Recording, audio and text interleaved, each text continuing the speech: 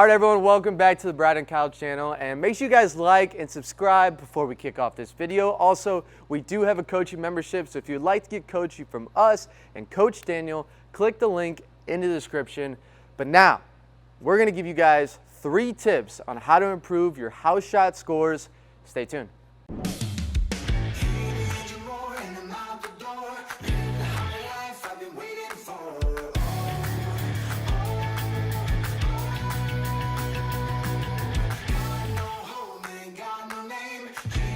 All right, Brad, so house shot is the type of pattern that most people are bowling on in league, tournaments. So it's important to know, how do we score on that pattern? Yeah, when you go into your local bowling center, whatever pattern they have come up with, I guess some of them would use like patterns that have already been created, but when you walk into that and bowl on their house shot, that's what we call their house shot, right? Now it's designed for scores to be a little higher. Yes. In some places Absolutely. a lot higher. Yeah, they're easier. Yeah, and some old bowling centers are low scoring and some new bowling centers are really high scoring. But in general, house shots are designed for you to shoot high scores. Now, why is that? What about the pattern makes that possible? Well, there's always more oil in the middle of the lane than the outside of the lane. So meaning if you get it to the outside part of the lane, it should hook. Now that's good given that it's farther away from the head pin, gives you more hook. If you miss inside, it hits more oil and it slides. That's what we call having more room than what would be on like a difficult house shot. So lane play, you have to figure out which one are you gonna play. Are you gonna try and play the hook? Are you gonna try and play the oil, or is there a good blend? You know, what exactly is going on? So we're gonna throw a couple shots and I'm gonna play out to the right a little bit closer to the dry. We're gonna see what happens and then we're gonna make a move and then see what happens from there. Yeah, we have a slightly used house shot here, and I think it's important to note that when we say house shot, it just means an easier pattern. Each house shot is going to be a little different from center to center, but generally the same idea is always the same. Yes. So we're gonna play a shot outside of 10. Outside of 10. All right, now we know this. Now, if this is like the first shot of your warm-up in a tournament or a league or something, I kind of like playing there because you just get a good idea of where the hook is. If that hooks too much, well then you know you're moving left into more oil. If it doesn't hook enough, well then you know there's a lot of oil out there and then some changes can be made. But it gives you a good idea of what the pattern's doing and where the hook and the hold is. Yeah, I think when we talk about house shot and playing the pattern itself, one thing that can be tricky for a house shot is because there's so much different strategies you can use because you can get to the pocket in a lot of different ways. So one strategy that you see a lot of people do really well is playing straight and harder. I know some pros that like to, like Chris Prather, for example, every time he goes on a house shot, he's like, I'm firing it up 10. That's a really successful strategy. You can also play in and hook it. So Brad, let's throw a shot where you kind of stay around 10 and just keep your speed up. Okay. This is a strategy on this pattern that we would use often. Yes, and this is a pretty common strategy, you know, just up 10. You know, it's a pretty common way to attack house shots. So I actually kept that a little more in on accident, but it was okay. And you've heard people say that, oh, when, you know, growing up, play a second arrow, play a second arrow. Well, there's a reason for that, because we're far enough left, we're away from the dry, but we're just right of the oil to where it's kind of blended there, and we can get to the pocket really easily. Yeah, that's kind of the thing. You have a lot of oil and not much oil, and you want to play kind of just in between to try and not have an extreme of one or the other. Either too much slide or too much hook. That 10 board is right around the middle of where it should blend. Yeah, and we see a lot of people have success playing the straighter angle, especially lower rev rate people out there. Oh yeah. Like they crush them all the time. And depending on the house shot, that's the thing to do. So let's throw one more shot here where another strategy, if you have a little bit more revs, is let's move in to where, well, pretend there's a full rack. Oh yeah. This works. So move in, we still have the pocket there. And let's see where you would play if you were trying to play a little bit further left and hit the pocket. So now I'm crossing more into the oil. So the last shot I threw was high ball speed. I won't be able to throw that ball speed because I'm crossing through the oil at an angle. So I'm gonna have to slow it down a lot. So we'll just do that.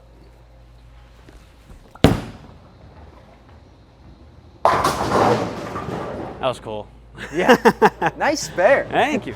So that was high flush. So basically what we're trying to show here is that there's a lot of different ways you can get to the pocket on a house shot. It's important to be able to keep your angles straight, have higher ball speed like we see a lot of people have success doing. And then if that's not working, if that's not carrying, which is something we see, like you left that 10 pin, how many times have you tried to play hard and straight and you just can't get that 10 pin? Yeah, exactly. So that's something that will happen. So we have to be able to move in and use the oil a little bit more and create more angle going into the And it's pocket. a house shot. It should be simple. You know, the straighter you're playing, the harder you can throw it. The more you're hooking it, a lot of times, the slower you can throw it, or the stronger the ball you could throw. You know, just keep it simple in terms of lane play. Now, Brad, I noticed you're throwing a phase 2. It's symmetrical, middle of the road ball. It doesn't have a lot of surface on it.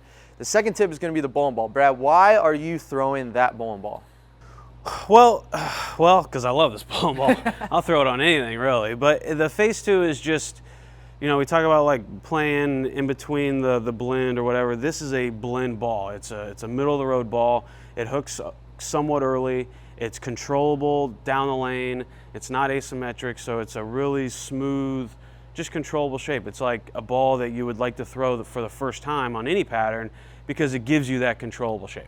Yeah, it gives you a good feel for the lane. You trust that ball. You know what you see out of that ball, you're really trusting, and you can make adjustments off. So if that ball was hooking too much, you easily know that you need to go to a weaker one, like maybe a weaker symmetrical shiny ball. Or if that ball is maybe conserving way too much energy and it's not burning up or whatever it is, you can go to an asym ball and have success with that. Yeah, and you know, house shots, sometimes the oil kind of builds up in the middle as the night goes on or the tournament goes on.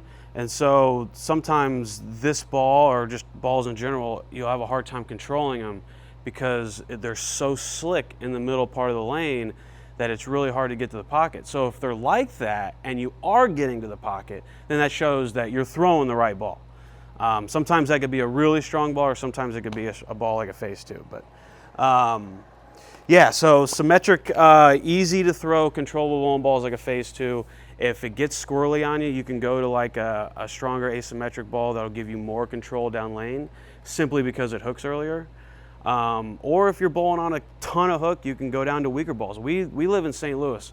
This is the king of house shots because scores here are very, very high and patterns hook a lot. So we throw really weak stuff as just like a base arsenal here in St. Louis on their house shots. Yeah, I just bowled a tournament a few weeks ago, and I had my, my King Daddy balls, UFO alert, phase 2, whatever, and they all hooked too much. I threw this shiny Wolverine, and I had the best look with that. Yeah. So it's important to, when you have bowling balls, to have one that you know what you're going to see, like a phase 2 where you trust the reaction, and then other options, both weaker and more aggressive, to go from there. Yeah, because you got to trial and error. Like we said, scores are higher on house shots, so it feels like a carry contest. It feels like you can't miss very much because people are shooting 250s and 260s. But the difference between a 210 on a house shot, 220 or 230, and a 260 and a 270 is a lot of times the bowling ball. I mean, you could label shots left and right, throw the wrong bowling ball, and you're shooting 220 when your opponents are shooting 260. So that's how important the bowling ball is. Now, it's important that you note that because that's going to lead into our last tip, which is the mental game. Now, house shot on a mental game, and this probably goes a little bit more for tournament play, is that how many times have you seen people fry out on a house shot because they're seeing scores like crazy all around them? No, I've also seen it in league too. It's happened a lot in league too. I've seen it in league. So it's happened everywhere, league and tournaments. Yes, I've seen it all the time. I've done it. A lot. And I think what's important to note about that, when we talk about the mental game, and this is just an idea on how to keep the right mindset, especially league, tournament, if you have a bunch of games you're bowling and you're starting off and you're seeing these 260s, 270s, don't worry. I can't tell you how many times I've had success in house shots where, maybe I only shoot some 220s, 230s to start, and people are shooting 250, 250. It's a marathon. It's not a sprint. That person that shot a 270, unless they're having the day of their life, they're gonna shoot a 2-0. And guess what? When you shoot your 250 there, that's 50 pins you just got back. But that never happens if you get fried out, you get mad, you start blaming everything around and not just trying to bowl and make the best adjustments that you can. Yeah, even in league, let's say you're putting in $100 worth of brackets or something, and the people that you're bowling against just in league are going 250, 250, and you bowl pretty good 230, 230, but it's not as good as the people around you. So you might think that you're losing, but you don't have every bracket memorized and you don't exactly know. Also, game 3, it's hard to shoot like a 780 or to average 250 for 3 games. There's transition going on. I can't tell you how many times I've shot 250, 250, 190, 270, 260, 190. Like clockwork. I mean, it's all the time. You just don't know what your opponents are going to do, and you don't know what you're going to do. You don't know what pair you're going to go to. You might shoot 300 on a pair that your opponent shoots 190 on. That's happened a lot. Absolutely. Like these 100-pin swings just happen all the time. So you just have to stay close, and you just have to stay in it and do your best.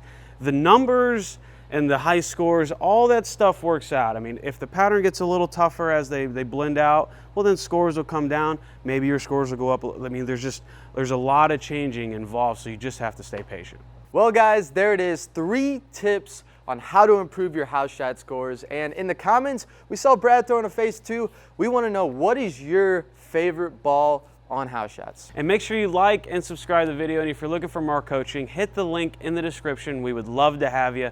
Thanks for watching the video. We'll see you later.